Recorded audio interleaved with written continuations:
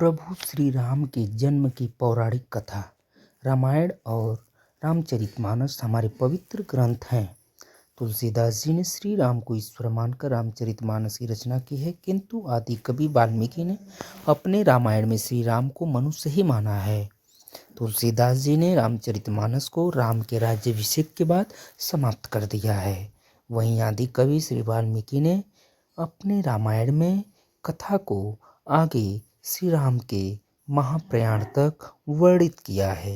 महाराजा दशरथ ने पुत्र प्राप्ति हेतु यज्ञ आरंभ करने की ठानी। महाराज की आज्ञानुसार श्यामकर्ण घोड़ा चतुरंगिनी सेना के साथ छुड़वा दिया गया। महाराज दशरथ ने समस्त मनस्वी, तपस्वी, विद्वान, ऋषि मुनियों तथा वेद विज्ञ प्रकांड पंडितों को यज्ञ संपन्न कराने के लिए बुलावा भेज दिया। निश्चित समय आने पर समस्त अभ्यागतों के साथ महाराज दशरथ अपने गुरु वशिष्ठ जी तथा अपने परम मित्र अंगदेश के अधिपति लोभपात के जामाता रिंग ऋषि को लेकर यज्ञ मंडप में पधारे। इस प्रकार महान यज्ञ का विधिवत शुभारंभ किया गया। संपूर्ण वातावरण वेदों की ऋचाओं के उच्च स्वर में पाठ से गूंजने तथा समिधा की सुगंध से महकने लगा। समस्त पंडितों, ब्राह्मणों, ऋषियों आदि को यथोचित धन धान्य, गौ आदि भेंट करके सादर विदा करने के साथ यज्ञ की समाप्ति हुई। राजा दशरथ ने यज्ञ के प्रसाद चरा खीर को अपने महल में ले जाकर अपनी तीनों रानियों में वितरित कर दिया। प्रसाद ग्रहण करने के परिणाम स्वरूप तीनों रानियों ने गर्भ धारण किया। जब चैत्र मास के शुक्ल पक्ष की 9वीं तिथि को पुनर्वसु नक्षत्र में सूर्य, मंगल, शनि, बृहस्पति तथा शुक्र अपने अपने उच्च स्थानों में विराजमान थे। कर्क लग्न का उदय होते ही महाराज दशरथ की बड़ी रानी कौशल्या के गर्भ से एक शिशु का जन्म हुआ, जो कि नीलवर्ण चुंबकीय आकर्षण वाले अत्यंत तेजोमय, परम कांतिवान तथा अत्यंत सुंदर था। उस शिशु को देखने वाले देखते रह जाते थे।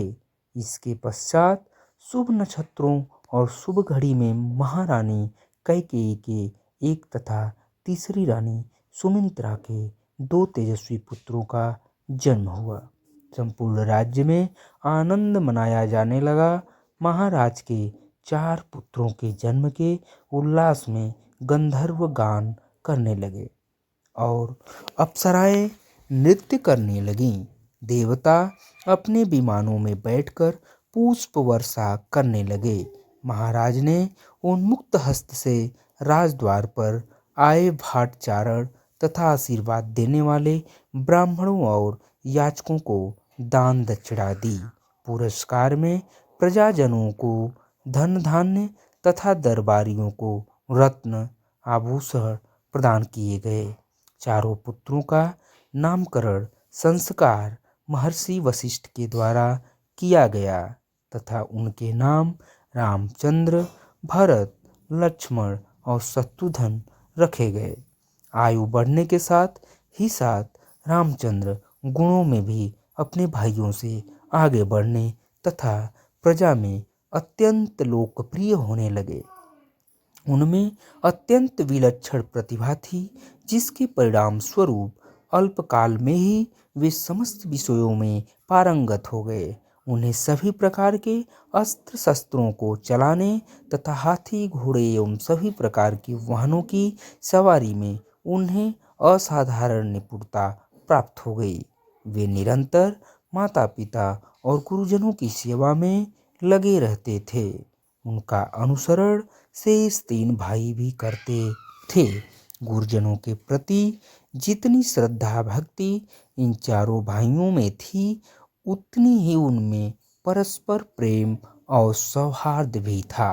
महाराज दशरथ का हृदय अपने चारों पुत्रों को देखकर गर्व और आनंद से भर उठता था। जय श्री राम। भगवान रामचंद्र की कृपा हम सभी पर बनी रहे। सो बहुत बहुत आप सभी का धन्यवाद, आभार। कृपया आप लोग मेरे चैनल को लाइक सब्सक्राइब करें। धन्यवाद।